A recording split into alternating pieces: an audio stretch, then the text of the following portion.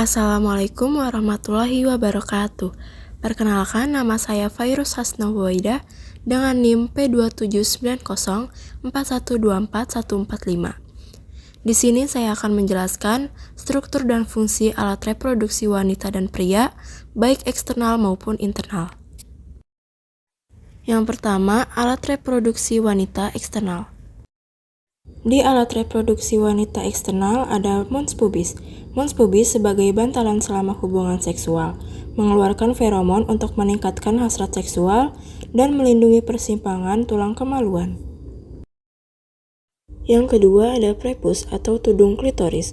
Fungsinya yaitu melindungi glans klitoris dan merupakan bagian dari zona erotis yang sensitif.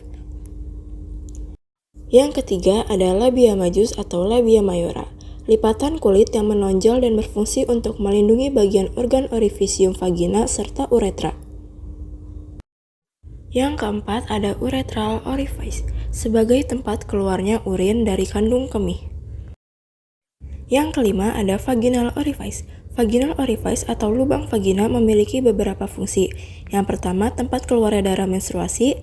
Kedua, jalan lahir bayi saat persalinan. Dan terakhir, jalan masuknya penis saat berhubungan seksual. Yang keenam ada labium minus. Labium minus tidak hanya berfungsi sebagai pelindung saja, tetapi labia minora juga mampu menghasilkan pelumas alias minyak yang diproduksi oleh kelenjar minyak pada lapisan permukaannya di organ intim wanita. Yang ketujuh ada perineum. Perineum adalah area sensitif seksual karena kaya akan ujung saraf yang mendukung gairah dan orgasme. Yang terakhir ada anus.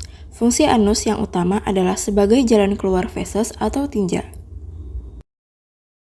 Selanjutnya, alat reproduksi wanita internal.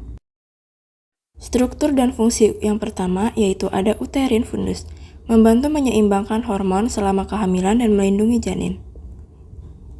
Yang kedua ada vagina. Vagina memiliki fungsi utama sebagai jalan keluar darah ketika wanita mengalami menstruasi. Yang ketiga ada perimetrium, fungsinya yaitu melindungi rahim. Yang keempat ada tuba falopi, sebagai saluran untuk sel telur bergerak dari ovarium menuju ke rahim. Selanjutnya yang kelima ada embrio. Embrio untuk memulai pembentukan organ dan sistem tubuh bayi. Yang keenam ada serviks, membantu proses keluarnya janin saat melahirkan. Yang ketujuh rahim atau uterus. Bagian ini akan menjadi tempat bagi janin untuk tumbuh dan berkembang sebelum dilahirkan. Yang kedelapan ada ligamen ovarium, menghubungkan ovarium dengan rahim pada kornu, membantu menjaga struktur reproduksi agar tetap sejajar, memungkinkan sel telur melewati ovarium ke saluran telur. Selanjutnya kesembilan ada endometrium, fungsi endometrium untuk menghasilkan sekresi. Yang kesepuluh fimbriaea, untuk menangkap sel telur yang matang dan mengarahkannya ke tuba falopi atau oviduk. Yang ke-11 ada myometrium, untuk mengembang selama kehamilan dan berkontraksi untuk mendorong bayi keluar. Dan yang terakhir ada ovarium, sebagai tempat sel telur dihasilkan dan dikembangkan guna mempersiapkan pembuahan. Selanjutnya, alat reproduksi pria eksternal dan internal. Struktur dan fungsi yang pertama ada prostatagland, untuk membuat cairan dalam air mani dan mendorong air mani melalui uretra saat Anda ejakulasi. Prostat kemungkinan akan membesar sering bertambahnya usia, yang merupakan hal yang normal. Yang kedua ada ampula vas deferens, menyimpan air mani dan menghasilkan sekresi yang melembabkan sperma. Yang ketiga ada ureter, untuk menyalurkan urin dari ginjal ke kandung kemih.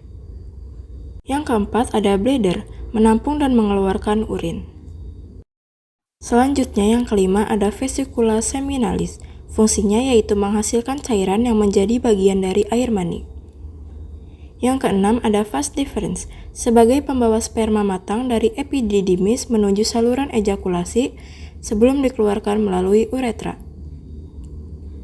Yang ketujuh ada jaringan erektil, untuk mendapatkan pasokan darah melalui berbagai arteri di penis yang menjaga penis tetap tegak dan kaku.